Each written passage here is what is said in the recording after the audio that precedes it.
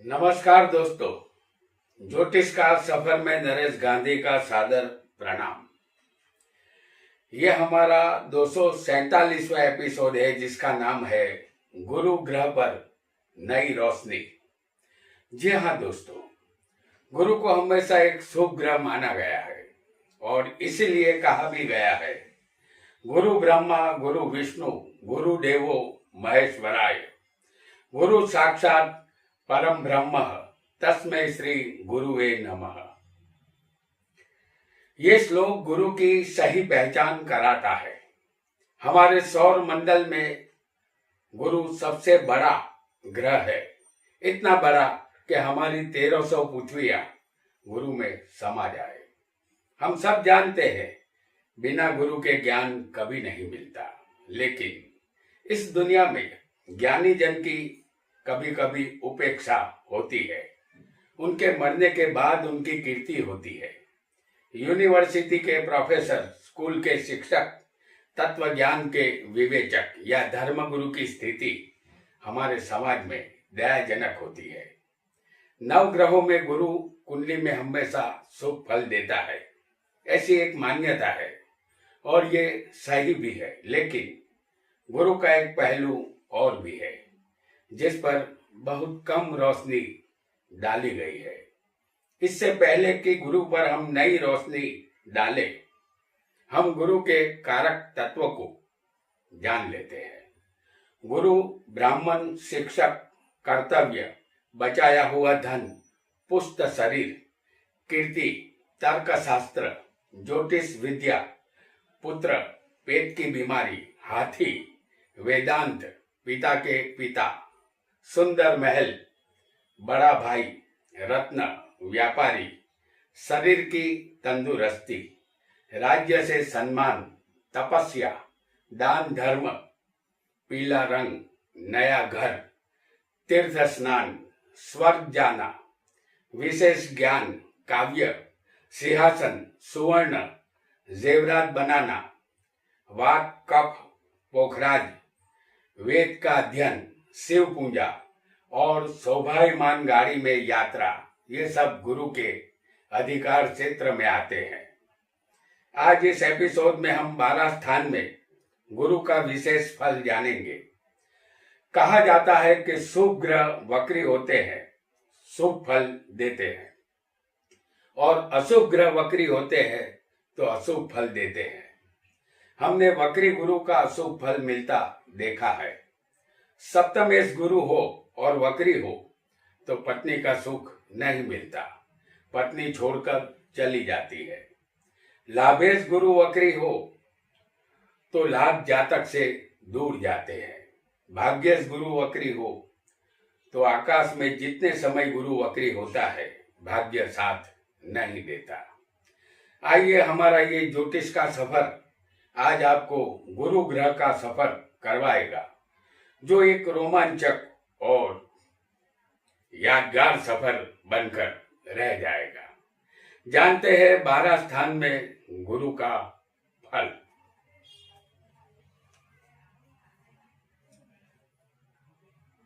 आपका लग्न कोई भी हो सकता है। हमने आपके सामने जो कुंडली बनाई है उसमें सिर्फ लग्न लिखा है, आपको सिर्फ स्थान याद रखना है। गुरु लग्न में होगा जैसे हम आपको दिखा रहे हैं। गुरु लग्न में होगा तो ये स्थान शरीर का है। जातक की तंदुरुस्ती अच्छी होती है, वह निरोगी रहता है। जातक स्वरूपवान, धीरज वाला और विद्यावान होता है, वह श्रेष्ठ पुरुष बनता है। जातक को दीर्घायुष्य यहाँ मिलता है। जातक की चर्बी में बढ़ोतरी हो सकती है। वह किसी भी बात की समीक्षा करने के बाद ही आगे बढ़ता है। वह अच्छे भाग्य वाला होता है। वह धनवान और संतानों का सुख पाने वाला बनता है। जातक वकील, न्यायाधीश या लेखक यहाँ बन सकता है। ये गुरु का सामान्य फल है। हमारे पुराणों में एक श्लोक है, जन्मे लग्ने गुरु सचेव रामचंद्रो वने गतः, इसका अर्थ यह है कि लग्न में भगवान श्री रामचंद्र को गुरु था, फिर भी उन्हें वन वन भटकना पड़ा था। भगवान श्री राम राजा थे, वनवास का दुख उन्हें झेलना पड़ा, रावण से युद्ध भी करना पड़ा। ये सब हम सब जानते हैं। यहाँ पहले गुरु अगर किसी को हो तो वो वनवासी जैसा दुख भी देता है, यानी संसार में रहते हुए जातक वनवासी जीवन गुजारता है। अब जानेंगे गुरु का दूसरे स्थान में फल। गुरु किसी को दूसरे धन स्थान में होगा तो जातक को मान सम्मान प्रतिष्ठा कीर्ति मिलती है, वाणी मधुर होती है, वह धनवान बनता है, उसे अपने परिवार का सुख मिलता है, उसके परिवार बड़ा होता है, जातक वैभवी जीवन जीता है, जातक मिष्टान भोजन का शौकीन होता है, वह बुद्धिशाली संतोषी सुखी और तेजस्वी आंखों वाला होता है, जातक ज्ञानी और समझदार होता है, वह ज्योतिषी और लेखक बन सकता है। गुरु अगर दूसरे स्थान में किसी को था तो वो भीष्म पितामह को था। ये वही भीष्म पितामह है जिन्होंने भीष्म प्रतिज्ञा की थी, वह कभी शादी नहीं करेंगे और जब तक ये जिएंगे हस्तिनापुर की रक्षा करेंगे। दूसरे स्थान में गुरु जातक के पास जो भी सत्ता होती है उसे छीन लेता है। ये गुरु राज्य अधिकार नहीं देता, ये गुरु राजा नहीं बनने देता। भीष्म भी राजा नहीं बन पाए थे। ये दूसरे बैठे गुरु का कमाल था। अब जानेंगे तीसरे स्थान में गुरु का फल। गुरु अगर किसी को तीसरे स्थान में होगा तो ये पराक्रम का स्थान है। जातक तत्व ज्ञानी और आध्यात्मिक स्वभाव का होता है, धर्म में आस्था रहती है, वह धार्मिक और आशावादी होता है, उसे अपने भाई बहन का सुख मिलता है, लेकिन अन्य के प्रति उसका व्यवहार ठीक नहीं होता। वह दूसरों से अशिष्ट व्यवहार करता है, संतानों का अभाव रहता है, अपने मित्र और रिश्तेदारों का सुख उसे नहीं मिलता, वह लोभी बनता है। तीसरे गुरु जिंदगी में एक बार पतन करवाता है। यहाँ गुरु आदि व्याधि और उपाधि देता है। गुरु तीसरे स्थान में बलि राजा को भी था। भक्त प्रहलाद के कुल में विरोचन के पुत्र थे राजा बलि। ये असुर थे, दान पुण्य करने में वो पीछे नहीं रहते थे। वामन पुराण में इस बात का जिक्र है कि जब राजा बलि यज्ञ करने की तैयारी कर रहे थे, तभी विष्णु भगवान वामन का रूप धारण करके ब्राह्मण का भेष लेकर उसके पास आए। वहां शुक्राचार्य भी मौजूद थे। उसने बलि राजा से कहा कि कुछ भी दान मत करना, लेकिन शुक्राचार्य की बात को अनसुनी करके बलि राजा ने ब्राह्मण को मांगने के लिए कहा। ब्राह्मण और कोई नहीं, साक्षात विष्णु भगवान थे। भगवान ने 3 कदम भूमि मांग ली। बलि राजा ने भूमि देने का वादा किया। भगवान ने पहले कदम से पूरी पृथ्वी को नाप लिया, दूसरे कदम से स्वर्ग को नाप लिया। अब बलि राजा से पूछा कि तीसरा कदम मैं कहाँ रखूं? तो बलि राजा ने कहा कि आप तीसरा कदम मेरे सिर पर रख दे। और भगवान ने उसके सिर पर अपना कदम रखा और राजा बलि पाताल लोक में समा गए थे। तीसरे स्थान के बाद चौथा स्थान आता है, जिसे पाताल लोक कहते हैं। गुरु किसी को चौथे स्थान में अगर होगा तो मकान, वाहन और माता का सुख मिलता है। जातक यशस्वी, धनवान होता है, वह एक अच्छा वक्ता बनता है, वाहन और मकान का सुख पाने वाला होता है, उसे पत्नी और संतानों का सुख मिलता है, वह अपनी माता का सुख पाकर धन्य हो जाता है। जीवन में वह आध्यात्मिक बनता है, ईश्वर पर आस्था रहती है, हर तरह की सुख सुविधा प्राप्त होती है। लेकिन चौथे बैठा गुरु एक तरह की अग्नि परीक्षा लेता है। गुरु चौथे स्थान में राजा हरिश्चंद्र को भी था। राजा हरिश्चंद्र सत्यवादी और धर्मपारायण राजा थे। ये भगवान श्री रामचंद्र के पूर्वज थे। ऋषि विश्वामित्र ने उसकी परीक्षा ली थी और दान में उसका पूरा राज्य मांग लिया था और उन्होंने तत्काल राज्य विश्वामित्र को दे दिया था। लेकिन इतने पर ही विश्वामित्र ने पीछा नहीं छोड़ा, वह उनसे दक्षिणा मांगने लगे। राजा हरिश्चंद्र काशी के बाजार में खुद को बेचने के लिए खड़े हो गए। उसने पत्नी और बच्चे को एक ब्राह्मण को बेच दिया और खुद एक चांडाल के यहाँ बिक गए और जो भी द्रव्य राशि मिली वह विश्वामित्र को दक्षिणा के रूप में दे दी। ऐसे महान सत्यवादी राजा हरिश्चंद्र को नमन करते हुए हम पंचम स्थान में अब गुरु का फल जानने के लिए आगे बढ़ेंगे।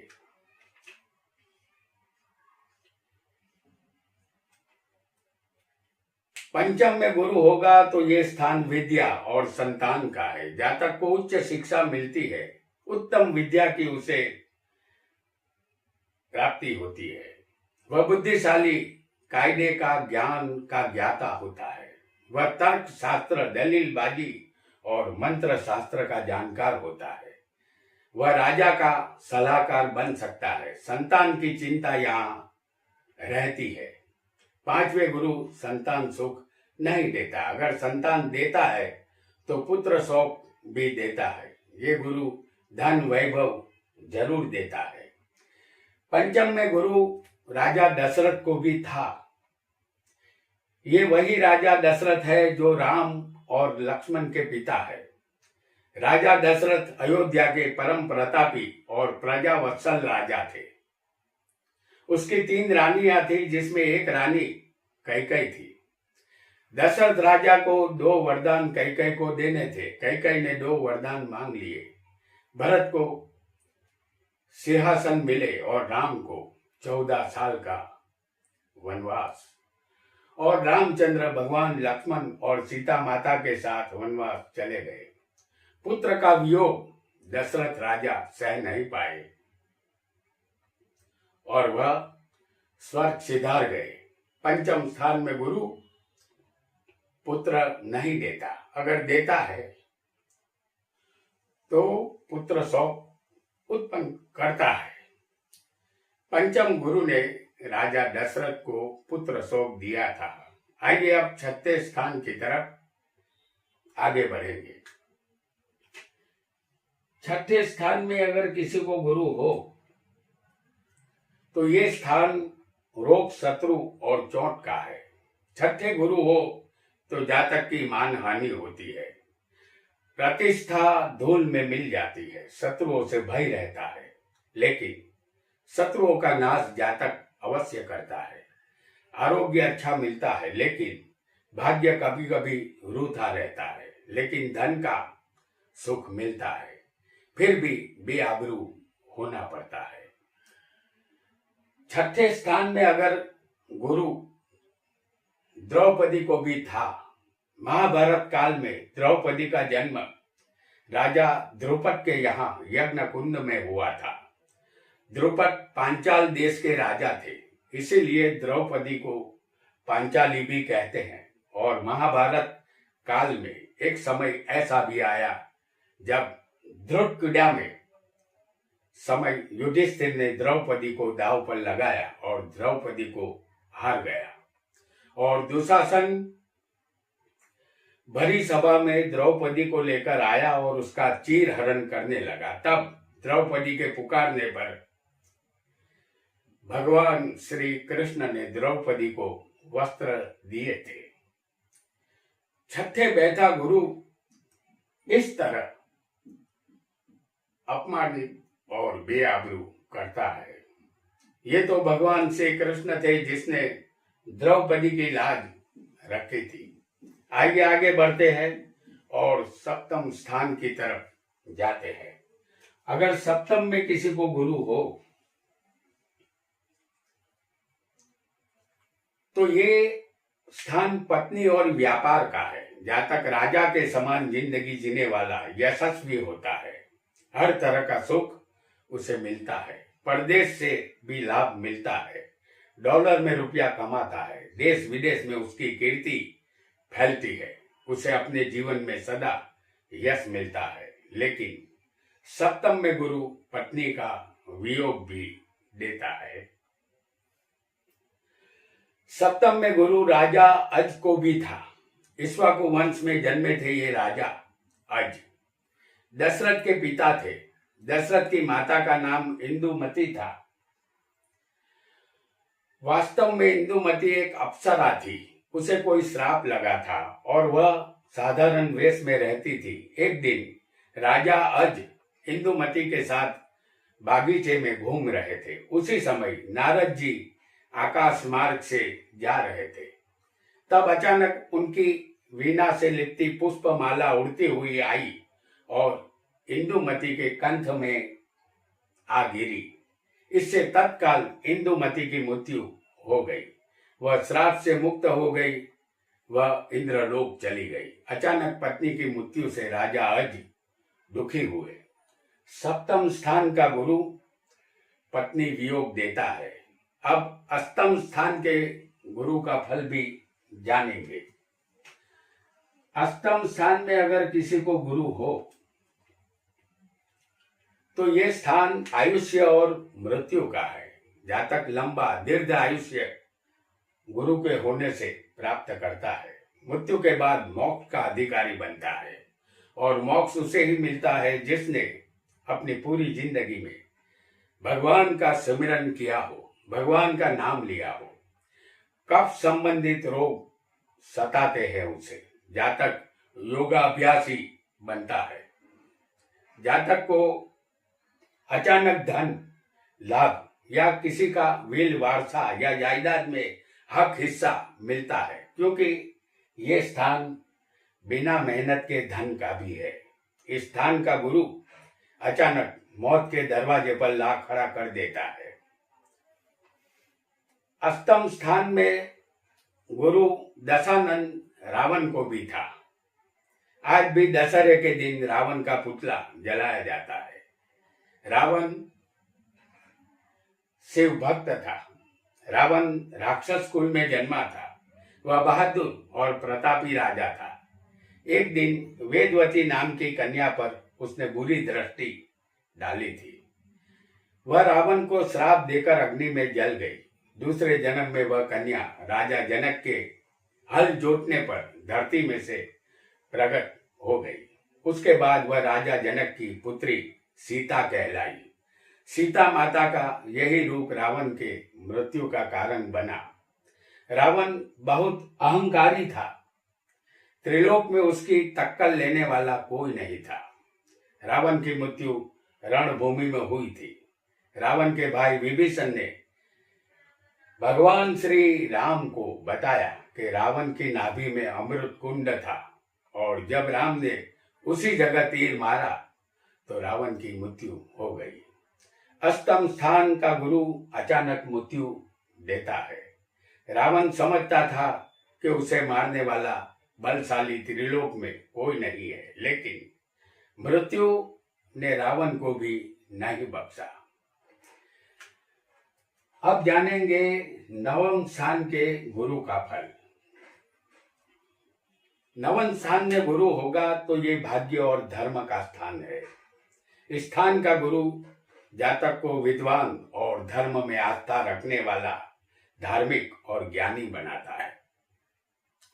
जातक यहाँ भाग्यवान और कीर्ति को प्राप्त करने वाला होता है, उसका भाग्योदय युवा अवस्था में ही हो जाता है। जातक बेशुमार धन प्राप्त करता है और वह अपने कार्य में रत रहता है और राजा से सम्मानित भी होता है। इस स्थान का गुरु धर्म भ्रष्ट करता है। भाग्य स्थान में गुरु महर्षि विश्वामित्र को भी था। प्राचीन काल में पृथ्वी पर अकाल पड़ा, नदी सरोवर तालाब सब सूख गए, कहीं खाने को अनाज का एक दाना नहीं था। ऐसे विकट समय में महर्षि विश्वामित्र भूख से तड़पते हुए एक चांडालों की बस्ती में खाने की तलाश में पहुंच गए। उन्हें फल फूल मांस कुछ भी न मिला। वह भूख से बेचैन हो उठे थे। उसने कुत्ते के मांस का एक टुकड़ा चांडाल के घर में देखा, उसे चुराना चाहा। तभी चांडाल ने उसे रोका और कहा कि महर्षि, ये आपके लिए नहीं है, आपके लिए ये अभक्ष्य है। आप ब्राह्मण है, आप इसे नहीं खा सकते। आपके धर्म का क्या होगा? तब विश्वामित्र ने कहा कि अब मेरे मन में भक्ष्य और अभक्ष्य का विचार नहीं है। अगर मैं जिंदा रहूंगा तो धर्म मेरे साथ होगा। जैसे जलाशयों में मेढक तरड़ तरड़ करते हैं फिर भी सारी गाय माताएं पानी पीती है, उसी तरह तुम्हारे मना करने पर भी जिंदा रहने के लिए मैं मांस भक्षण अवश्य करूंगा। नवम स्थान का गुरु धर्म भ्रष्ट करता है। दशम में गुरु अगर किसी को होगा तो ये कर्म स्थान है और सत्ता का स्थान है। इस स्थान का गुरु जातक की कीर्ति और प्रतिष्ठा बढ़ाता है। वह शिक्षा, न्याय और शराब के धंधे से आजीविका कमाता है। जातक जो भी धंधा करता है वह नीति से करता है। फिर भी कर्म स्थान का गुरु अपनी ही कर्म भूमि पर पराजय करवाता है। महाभारत काल में धृतराष्ट्र पुत्र दुर्योधन को 10वें गुरु था। दुर्योधन हस्तिनापुर के राजकुमार थे। वह पांडवों को एक तसु जमीन भी देना नहीं चाहते थे। महाभारत के युद्ध का ये एक प्रमुख कारण भी था और प्रमुख योद्धा भी ये दुर्योधन था। महाभारत के युद्ध का कारण भी दुर्योधन की महत्वाकांक्षा थी और धृतराष्ट्र के अंधे पुत्र प्रेम के मोह की वजह से दुर्योधन में 2 अवगुण प्रकट हुए थे और वह थे क्रोध और अहंकार, जिसकी वजह से वह अपने आप पर काबू नहीं रख पाता था। महाभारत के युद्ध के दौरान अंत में भीम ने दुर्योधन का वध किया था। 10वें स्थान का गुरु अपनी कर्म भूमि में पराजय देता है। 10वें गुरु ने उसे पराजय दुर्योधन को दिया था। 11वें गुरु अगर किसी को हो